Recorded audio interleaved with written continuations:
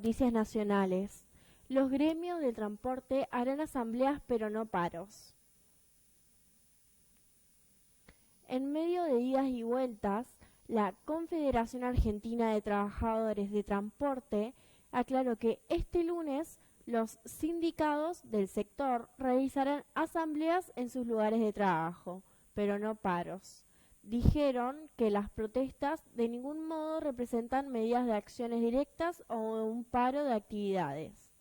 De ese modo, la entidad sindical aclaró el alcance de las protestas que había anunciado en redes sociales Juan Carlos Michit, secretario general adjunto de la CAT, quien había asegurado que se interrumpiría el transporte aéreo, terrestre, portuario y marítimo en rechazo al paquete fiscal votado el martes en las cámaras de diputados.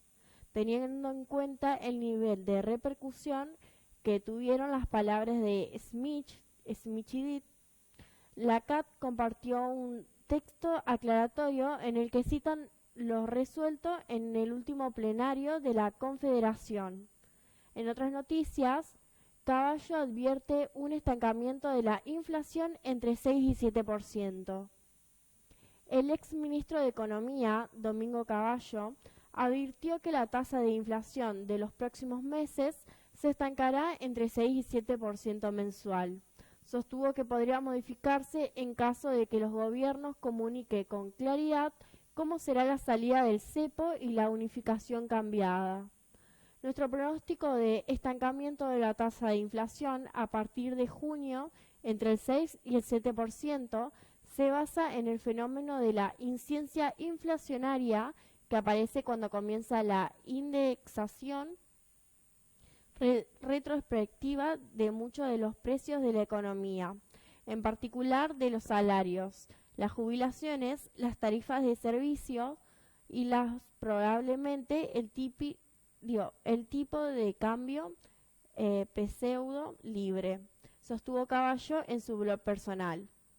El economista creador de la convertibilidad de los años 90 fue uno de los pocos economistas que, al lanzarse las primeras medidas económicas del actual gobierno, pronosticó que la inflación de abril podría caer un dígito. En otras noticias, encontraron muerto al maratonista que había desaparecido hace semanas. El maratonista Germán Galiano, quien era buscado de manera intensa desde el pasado 19 de abril en la localidad bonaerense de Hudson, apareció muerto este fin de semana en un descampado, donde funcionó la ex Ripiolita. La familia de la víctima confirmó la triste noticia a los medios luego de reconocer el cuerpo, que apareció en un descampado ubicado en la localidad bonaerense de Veracetigui. Por el momento, no se sabe de qué murió, por lo que la autopsia que se practicará en las próximas horas será clave para saber las causas de su fallecimiento.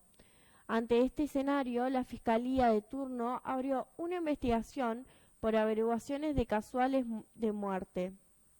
Solicitó la necropsia correspondiente y una serie de pruebas que permitirán esclarecer el hecho. En otras noticias, un recital de la Renga de La Plata terminó con 250 intoxicaciones por sándwiches en mal estado. La banda de hard rock La Renga realizó este sábado un recital en el Estadio Único Diego Armando Maradona de La Plata, donde fuentes policiales informaron que se registraron más de 250 intoxicaciones por supuesto consumo de sándwiches que entregó una empresa de catering contratada. De ese total, una de las víctimas fue internada en terapia intensiva por insuficiencia renal.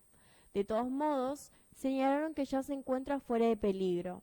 También indicaron que la mayoría de los afectados fueron empleados de seguridad del evento que habrían consumido unos sándwiches en mal estado, brindados por quienes se encargaban de la vialidad para el personal. En otras noticias, suman 78 los fallecidos por las trágicas lluvias en el sur de Brasil. El número de muertes por las fuertes lluvias que provocaron inundaciones en el estado brasileño de Río Grande do Sul aumentó al menos a 78, según informaron el domingo las autoridades locales, mientras que más de 115.000 personas quedaron desplazadas. El presidente Luis Ignacio Lula da Silva llegó a Río Grande do Sul el domingo por la mañana junto a la mayoría de miembros de su gabinete para discutir con las autoridades locales los labores de rescate y reconstrucción. La burocracia no se interpondrá en nuestro camino, impidiéndonos recuperar la grandeza del Estado, dijo Lula en una rueda de prensa. En otras noticias, Bolsonaro fue hospitalizado de nuevo por una infección cutánea. El expresidente brasileño Jair Bolsonaro dijo el domingo que tuvo que ser hospitalizado de nuevo en la ciudad norteña de Manaus debido a una infección en la piel causada por una bacteria, y agregó que no hay previsión de cuándo podría ser dado de alta. Bolsonaro señaló en las redes sociales que fue hospitalizado de nuevo con erisipela, una enfermedad de la piel que tuvo en 2022, y de nuevo el sábado, cuando también fue hospitalizado brevemente según un portavoz. En otras noticias, se acumulan más de 420.000 casos de dengue en los que va de 2024. Se desaceleraron los contagios. Más de 420.000 casos de dengue se acumulaban en lo que va del 2024 en la Argentina, brote con un caudal mayor de contagios en la región central del país, mientras continúa descendiendo el ritmo de propagación de la enfermedad, mientras los fallecidos de la temporada sumaban más de 300. El Ministerio de Salud indicó a través de su boletín epidemiológico nacional que en las primeras 17 semanas del año se notificaron 420.867 casos de dengue. El 96,8% de los 438.010 contagios registrados en la temporada, que inició en la semana epidemiológica 31 de 2023.